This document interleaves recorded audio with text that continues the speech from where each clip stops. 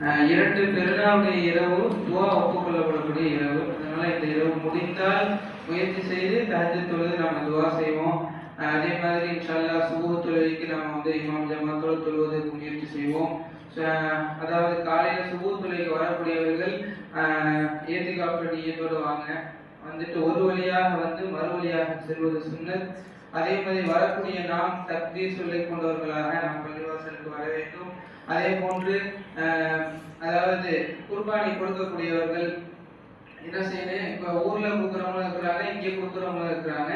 உங்களுடைய குர்பானி பிராணி அறுக்கப்பட்ட பிறகுதான் தாடி முடியெல்லாம் முடிய வெட்டுறது, நகத்தை வெட்டுறதுலாம். சில பேர் தொழுது முடிச்சோடனே வீட்டில் போய் அதெல்லாம் தாடி முடியெல்லாம் வெட்டிட்டு நகை வெட்டிட்டு வந்துருவாங்க. செய்யக்கூடாது.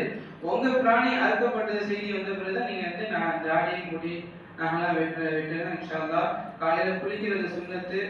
புதிய ஆடைகள் அணிந்து கொண்டு வர வேண்டும். அதே மாதிரி யாருக்கையாவது நம்ம பேசாமல் இருந்தோம்னு சொன்னா அவங்கள்ட்ட சலாம் கொடுத்து, வெளியூர்ல இருந்தாங்கன்னா ஃபோன் பண்ணி சலாம் சொல்லி அவங்கள்ட்ட நம்ம பேசிடுறோம் இன்ஷா அல்லாஹ்.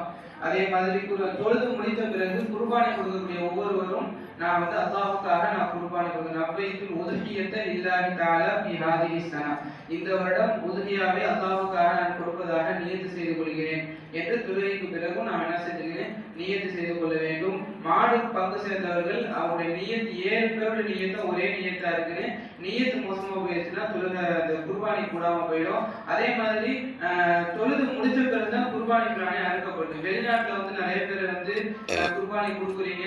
அவங்க அப்படி வந்தவங்க என்ன செய்யணும்னா, நம்ம தொழுது முடிச்ச பிறகுதான் அவங்களுக்கு குர்பானி அறுக்கப்படும். நீங்க தொழுறதுக்கு முன்னாடியே உங்க குர்பானி அறுக்கப்படுச்சுன்னா அந்த குர்பானி கூடாது. இது மார்க்க சட்டம், தெரிந்து கொள்ள வேண்டும் இன்ஷா அல்லாஹ். அதன் அடிப்படையில் நாம் இந்த சட்டங்களை எல்லாம் தெரிந்து கொண்டு நாளை அந்த குர்பானியை நாம் அமலை நாம் செய்வோம் இன்ஷா அல்லாஹ். எல்லாம் அல்லாஹ் சுப்ஹானஹு வ தஆலா நம்முடைய எல்லா அமல்களையும் அல்லாஹ் கபூல் செய்வானாக. நாளை காலை 8 மணிக்கு தக்பீர் ஆரம்பமாகும் இன்ஷா அல்லாஹ். 8:45க்கு பெருநாளுடைய தொழுகை நடைபெறும்.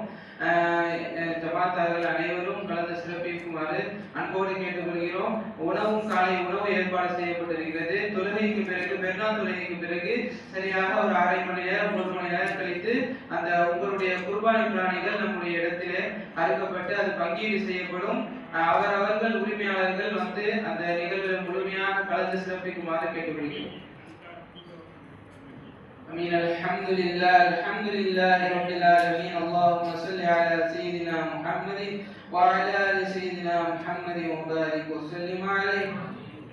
اللهم ارزقنا حج بيتك الحرم زيارة نبينا صلى الله عليه وسلم كرات بعد مرات مرارا وتكرارا يا رب العالمين.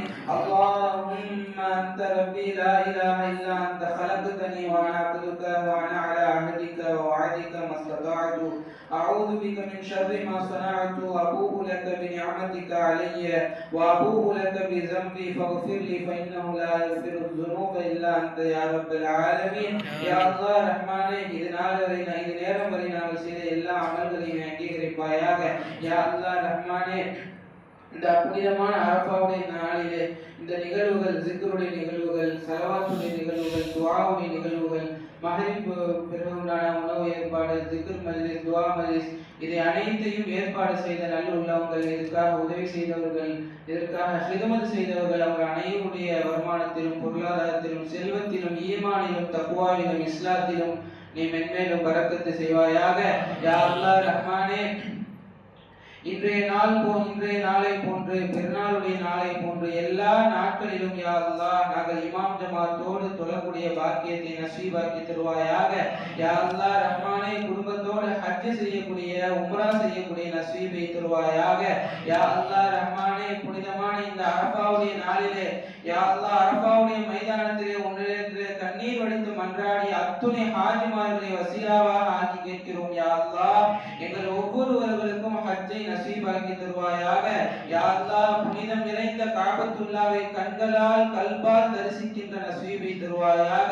பரிசுத்தம் பொருந்திய ஹஜ்ருல் அஸ்வதை முத்தமிடுகின்ற நசீபை தருவாயாக. மகத்துவம் பொருந்திய மதீனா நகரத்தை ஜியாரத் செய்கிற நசீபை தருவாயாக. மாநபி ஸல்லல்லாஹு அலைஹி வஸல்லம் அவர்களை கனவிலும் நினைவிலும் ஜியாரத் செய்கின்ற நசீபை தருவாயாக. வாழ்நாள் முழுவதும் அன்னலாரின் சுன்னத்துகளை முழுமையாக பின்பற்றுகின்ற பாக்கியத்தை தருவாயாக. யா அல்லாஹ் எங்கள் துஆக்கள் அனைத்தையும் கண்மணியான ரசூல்